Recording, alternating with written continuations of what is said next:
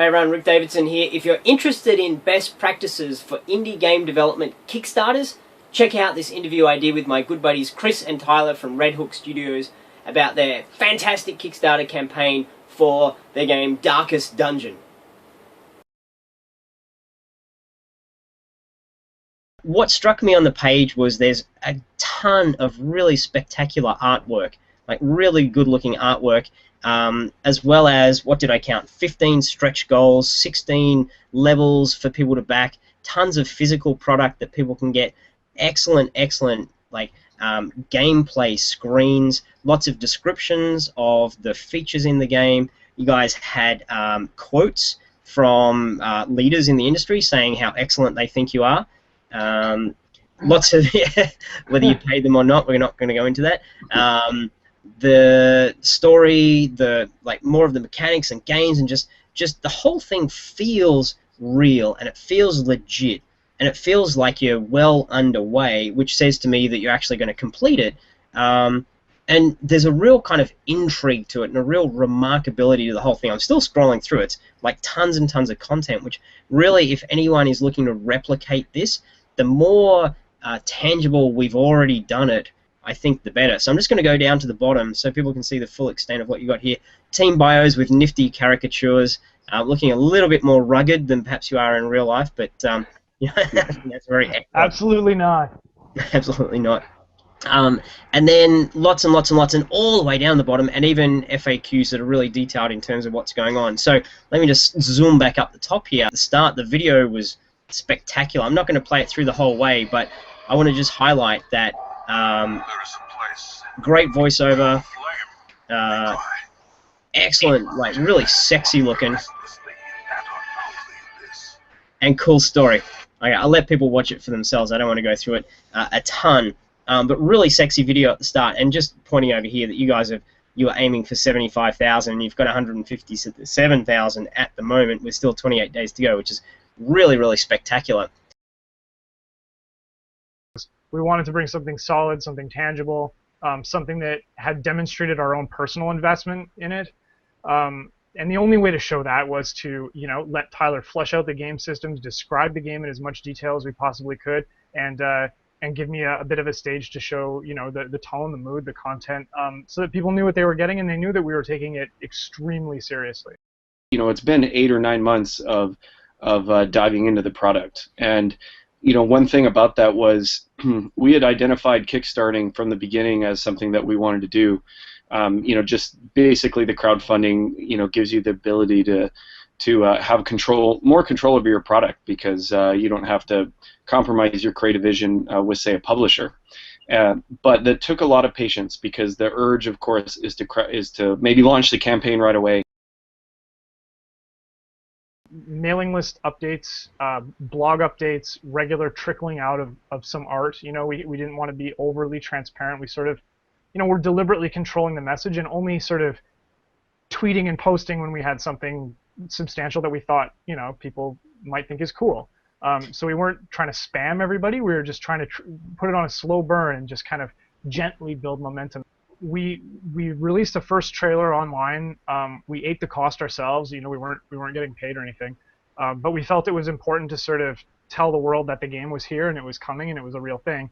And then we sort of managed our mailing list and provided regular updates through our website as we sort of worked on the playable. And when we got to a point where we felt like we were within range of being able to provide enough content for an effective Kickstarter campaign, then we actually started talking seriously about what that timeline would look like and when would make sense. I grossly underestimated how much work we would need to put into the Kickstarter. So it's almost a better question for Tyler, because he's like, man, it's going to be a lot of work. And I'm like, it's fine. We got plenty of content. I probably did a month and a half, and then Chris has probably done like 3 to 4 weeks on it. That's just setting up the campaign. Like, that's assuming you have a product already, but you got to capture video, you got to get screenshots, you got to write the text, you got to plan the tiers, and the more time you leave, this is really important. Allow yourself time to debate and change and redesign your tiers and your text, and send it around for preview. Kickstarter has great tools for giving people preview links. We changed our reward structure like 3 significant times, and I really believe that this last time is the best of the 3. And if we had been under a time pressure, we would have had to launch with something that wasn't nearly as good as what we launched with. I think the mistake that a lot of people make is Kickstarter is their announcement party, if you will. We wanted to announce and build up momentum beforehand because we wanted there already to be a small but at least existing fan base for the game that might pledge on day one, because Kickstarters are momentum-based things. Basically, the more successful you look early, the better chance you have of not just doing well but completely overfunding. We've been what's the word? I guess slowly leaking it out, and we wanted the actual gameplay reveal to be to coincide with the launch of Kickstarter, because that would also be another reason to re-promote the game aside from it just being Kickstarter. I think there's 2 things related to that. One, you already mentioned how we wanted to pre-build an audience. When we released the first trailer, capturing people into the mailing list was critical. I mean, you have to actively get that set up, because otherwise you get a lot of people interested and then no way to capture them and re-contact them later. But the other thing is I guess the press and to some degree just the overall community, Kickstarting isn't news in itself anymore. The product is the news, and so we spent a lot of effort making sure that via the gameplay reveal, that when we started Kickstarting, we could contact press and say, hey, we've released another trailer with gameplay footage, and here's our first official screenshots. That was a really big deal. And by the way, we're Kickstarting. Press that's their jobs. Their jobs are to cover cool games, and ultimately, there's a lot of, you can go to the websites, you can submit tips, you can find email addresses for people, you go on Twitter, you hunt them down, you ping them, and you ask, is the biggest thing. I think some of our, like we had an article series running on Penny Arcade Report before they shut it down, and that was the culmination of a couple times, interacting via email or proposing something. Eventually we just proposed the article series to the editor there. And the point is, you never know what you're going to get until you ask. So you've got to do a little base level hustling. You don't need to have contacts. You can go out there and find contacts, because that's their whole reason for existing. And you just got to work that a little bit too. What I found through my research is you need to give the most amount of care to the rewards in the $150 and less range. And that's where the majority of your funding comes from. One of the things I thought was really cool that we slipped in at the $20 tier was that they get to participate in backer polls. So as the game progresses, I'll throw together some concept art. Do you prefer this boss or that boss? And so people get a voice, even at a very low end tier. And because that's every backer is really important, and we're building a community, and so we wanted to sort of really make that message come through in the tiers themselves.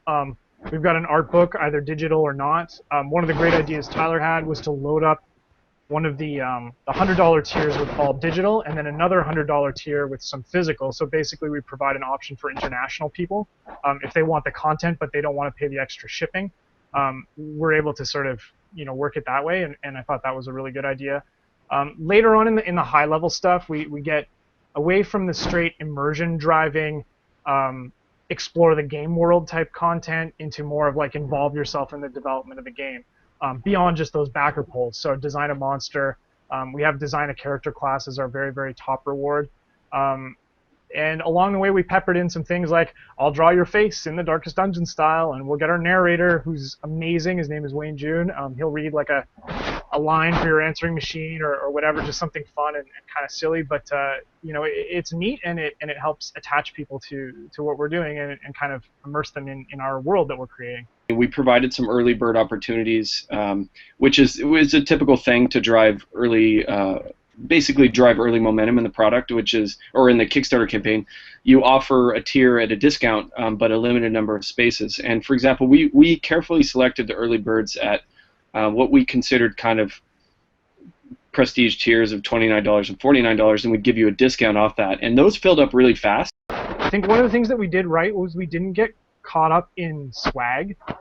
all our rewards are driven towards either enhancing your experience, growing your understanding of the game world, facilitating your kind of immersion in sort of, what we're trying to provide.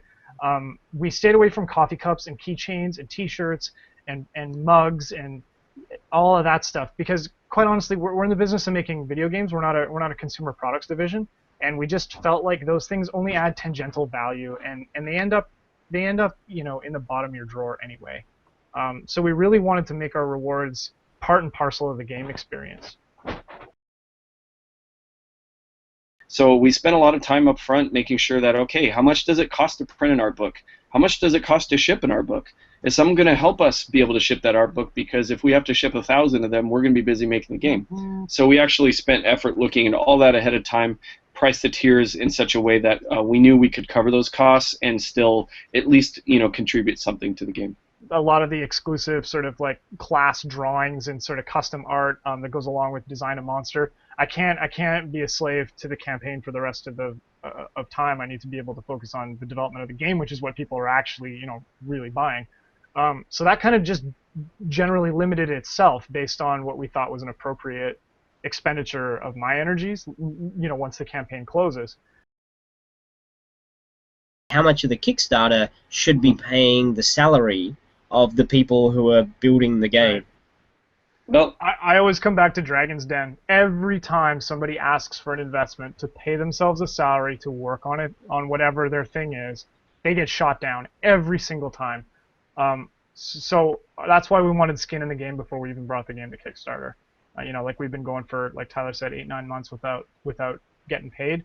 And we're hoping to get a living allowance out of this, but we're not paying salaries. So I think it's maybe a mistake to expect that you're going to get rich off Kickstarter. As the creator, at least personally for me, my philosophy is that my reward comes on the back end when I deliver something that's fun and engaging and it sells reasonably well. That's when I get paid. Consider how you want to be perceived. It'll be obvious if you put it together in a weekend. And you get, like I said earlier, you get one shot at this. How seriously do you want to be taken? And I think that's really, really important. If it's a low ask and a one-off, maybe you can kind of just do it quickly. But for us, we have everything invested in this game, and so we wanted someone who comes to the Kickstarter page to feel like, wow, they didn't leave anything out. It's all here. You don't want to come out of Kickstarter with less money than you need to make the game. This game costs a lot more than $75,000 to make, but we had already invested in it, and through our other investments, of time and et cetera that we're willing to make, the 75 is enough to finish. And so if the reality is, if your product's going to take $200,000 to make, you have to ask for that.